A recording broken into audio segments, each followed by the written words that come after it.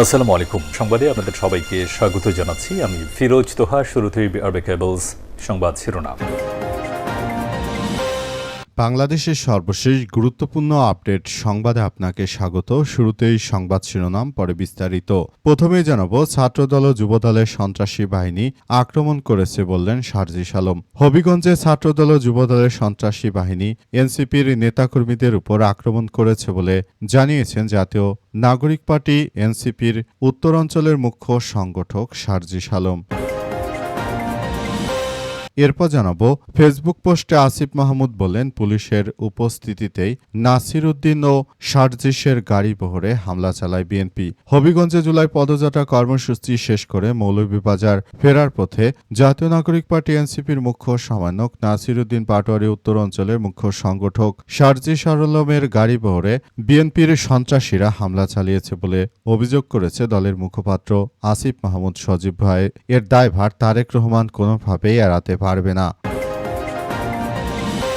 এদিকে ঠাকুরগাঁয় মির্জা ফখরুল বলেন, মাদক নির্মূলে যা প্রয়োজন তাই করতে হবে।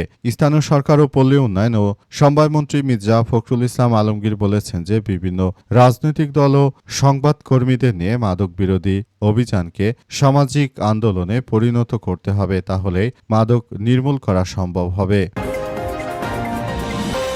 এবারে জানাবো, কওমি মাদ্রাসার মর্যাদা রক্ষায় শায়খ আহমদুল্লাহর ৬ প্রস্তাব। ইসলামিক স্কলার ও আজ সুন্নাহ ফাউন্ডেশনের চেয়ারম্যান শায়খ আহমদুল্লাহ বিশিষ্ট ওলামায়ে কেরাম এবং দায়িত্বশীল মুরব্বীদের প্রতি উদাত্ত আহ্বান জানিয়েছেন। মঙ্গলবার তিনি ফেসবুকে এই পোস্ট করেন, বিশিষ্ট ওলামায়ে কেরাম ও দায়িত্বশীল মুরব্বীদের প্রতি উদাত্ত আহ্বান, আসসালামু আলাইকুম জানিয়ে তিনি বেশ কিছু কথা বলেছেন। সেই কথাগুলোই জানাবো, সঙ্গে থাকুন।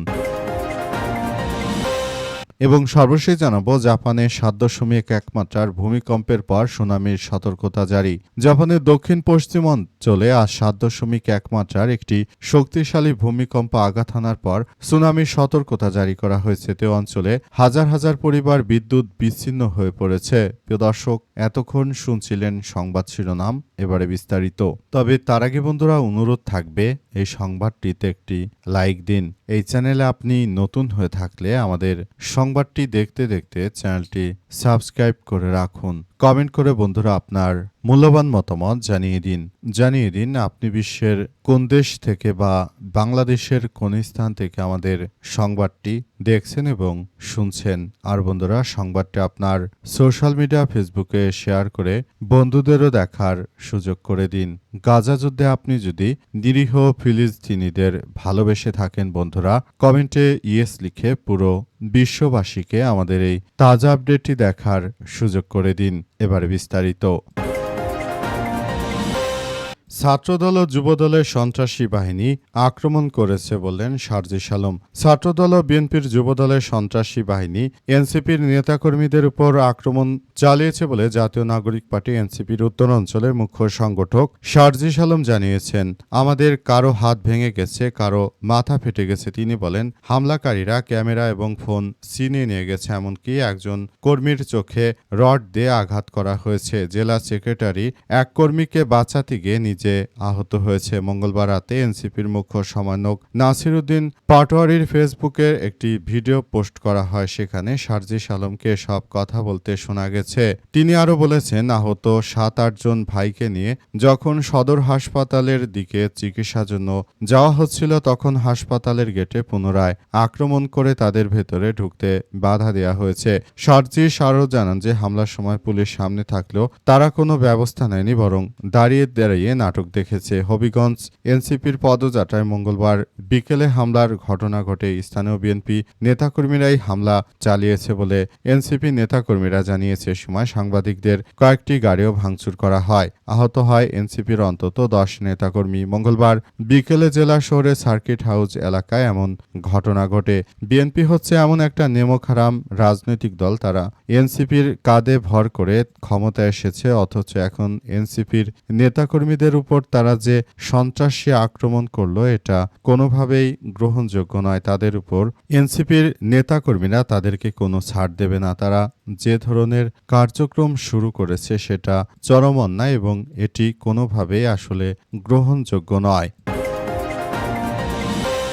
পুলিশের উপস্থিতিতেই নাসিরুদ্দিন ও সার্জিসের গাড়ি বহরে হামলা। ফেসবুক পোস্টে আসিফ মাহমুদ। হবিগঞ্জে জুলাই পদযাত্রা কর্মসূচি শেষ করে মৌলভীবাজার ফেরার পথে জাতীয় নাগরিক পার্টি এনসিপির মুখ্য সমন্বয়ক নাসিরুদ্দিন পাটোয়ারি উত্তর অঞ্চলের মুখ্য সংগঠক সার্জিস আলমের গাড়ি বহরে স্থানীয় বিএনপির নেতাকর্মীদের হামলা হয়েছে বলে অভিযোগ করেছে দলের মুখপাত্র আসিফ মাহমুদ সজীব ভুঁইয়া। তিনি বলেন যে এই বিএনপি এতটা নিমকহারাম একটি রাজনৈতিক দল, তারা কখনোই দেশের মানুষের পক্ষে দাঁড়াতে পারবে না। এরা হচ্ছে এতটা নিকৃষ্ট ও জঘন্যতম একটা রাজনৈতিক দল। এরা কখনোই দেশে ভালো কিছু হতে দেবে না। এরা মানুষের রক্ত চোষা প্রাণীর মতো। তারা আবারও জাতীয় নাগরিক পার্টি এনসিপি নেতাকর্মীদের উপর হামলা চালিয়েছে। এই হামলায় আমাদের প্রাণপ্রিয় নেতারা গুরুতর আহত হয়েছে।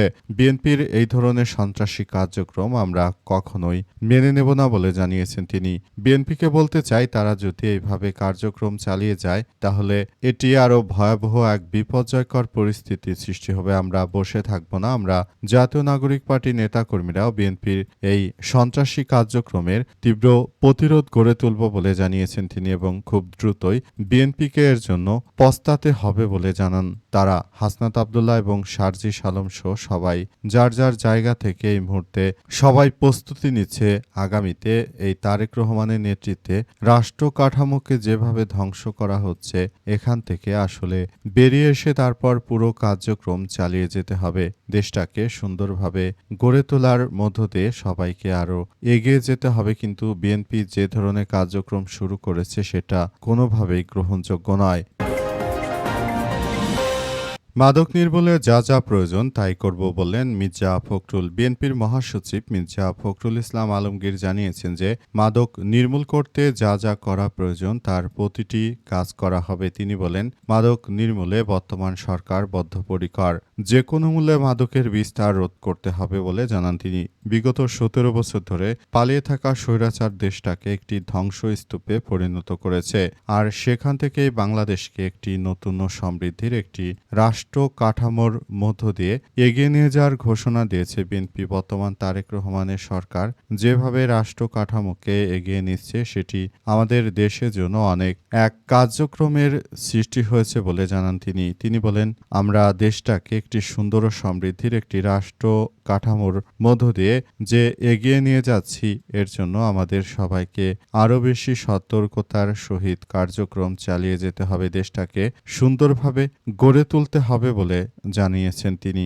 রাষ্ট্র কাঠামো কোনোভাবে আসলে যেন ভেঙে না যায় সেই ব্যাপার নিয়ে বিএনপি সরকার বদ্ধপরিকর বলে জানান মির্জা ফখরুল। মির্জা ফখরুল আরও জানিয়েছেন যে তাই উদাত্ত আহ্বান জানাবো যাতে করে বিষয়গুলো নিয়ে আমরা নিজেদের মধ্যে কোনো মনোমালিন্য না করে প্রতিটি দল এবং গ্রুপ সবাই একসঙ্গে মিলে আমরা একটি মাদকমুক্ত বাংলাদেশ গড়তে পারি, সেই প্রচেষ্টা থাকবে আমাদের বলে জানিয়েছেন তিনি। এবং তিনি নতুন ও সমৃদ্ধি একটি রাষ্ট্র কাঠামো বিনির্মাণে বদ্ধপরিকরভাবে কার্যক্রম চালানোর কথা জানাচ্ছেন।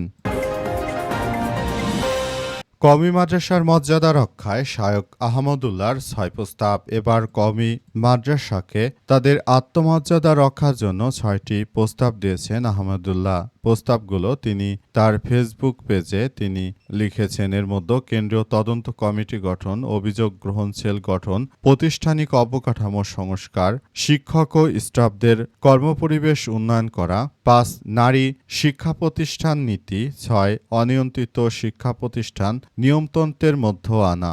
এসব বিষয়গুলোকে মানার মধ্য দিয়ে মূলত তারা যে ধরনের কার্যক্রম রয়েছে সেটিও আসলে করার মধ্য দিয়ে এগিয়ে যেতে চায়। পুরো বিষয়গুলোকে তারা খুবই গুরুত্ব সহকারে কার্যক্রম চালিয়ে যাওয়ার কথা জানিয়েছে। অবস্থায় নতুন করে আবারও দেশের মধ্যে এক ব্যাপক কার্যক্রমের সৃষ্টি হয়েছে।